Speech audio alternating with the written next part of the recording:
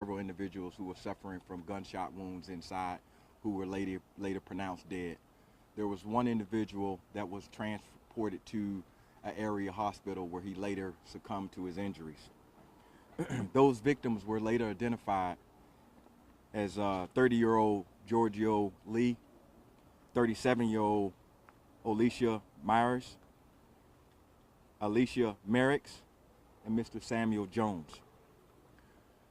Now, obviously, as with all homicides that occur in the city, they send shockwaves throughout the community.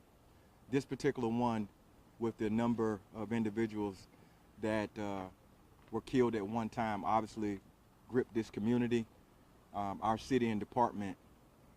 Over the last several weeks, the men and women of the police department, particularly our detectives that were assigned to this case, have worked very diligently and tirelessly to find answers not only for those individuals that lost their lives, but for their families to be able to begin to bring some sort of closure to them.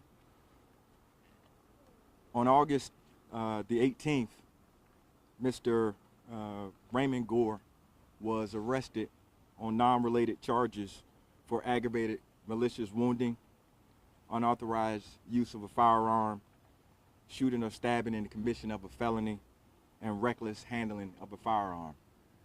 Detectives had already had information and began to move forward.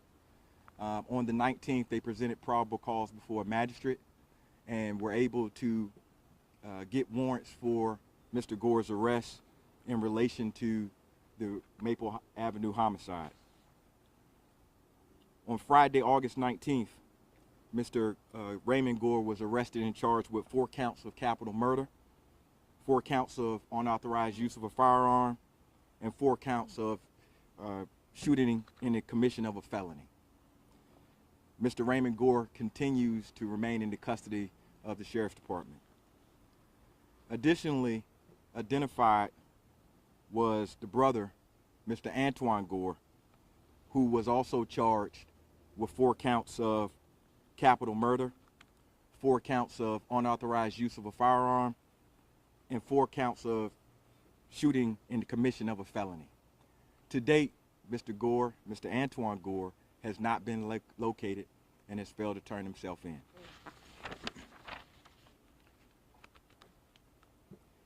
Right now, I'm asking for anyone that knows the whereabouts of Mr. Gore for them to contact the police department and assist us in bringing him to justice. And to Mr. Gore directly, I say to you, please turn yourself in so that you can have your day in court. Again, turn yourself in so that you can have your day in court. I highlight the victims to my left because those individuals' lives were taken senselessly, without just and without cause. I'm joined here by family members of those individuals, as this is just the first step in the process of getting justice not only for those individuals, but some sort of closure for their family, and to begin the healing process for this community and our city. Again, I implore you, for those individuals who have information, you can contact the police department. You can also remain anonymously by calling our local crime line. And there is an additional reward that is offered as well. At this point in time, I will take questions if anyone has any. Do you think Antoine Gore is in the Hampton Roads area? Do you think he might have fled to another area? I would like to believe that he's still in the area at this time. I'm unable to answer that. He knows where he is, and again, I'm imploring that he please turn himself in to the police department so that he can have his day in court. Is there anything you can say with just a crime of this magnitude? A lot of people will want to know why something like this happened. Is there any motive or anything you have at this point that you can share? There is nothing that I can comfortably share in regards to this. Obviously, this is still a pending, ongoing investigation. There is other information that we are sensitive to that we don't want to put out too soon. So at this point in time, we don't have any further comment on that. Do you at all with this? Again, we don't believe so at this point, but we are not closing the chapter on anything because we would be premature in that statement. In reading some of the documents that have been filed in court, it does seem like maybe here in the neighborhood, some of the neighbors gave you a description of a suspect or the car. Just how important was that, and how important were the neighbors in helping you make an arrest? So let me highlight exactly that question. And the question, so everybody understands, is how important was the community in getting us to this point? I've said it multiple times, and I will continue to say that we as a police department cannot do this alone. The fact that the community was outraged enough to pick the phone up and to call and to share whatever information that they had helped us get to this point today. We cannot do this without the community support. We need them to get involved in order to make any change, not only in Portsmouth, but throughout Hampton Roads, throughout our state. We need the community support to get us to a better stance and a better place in this society.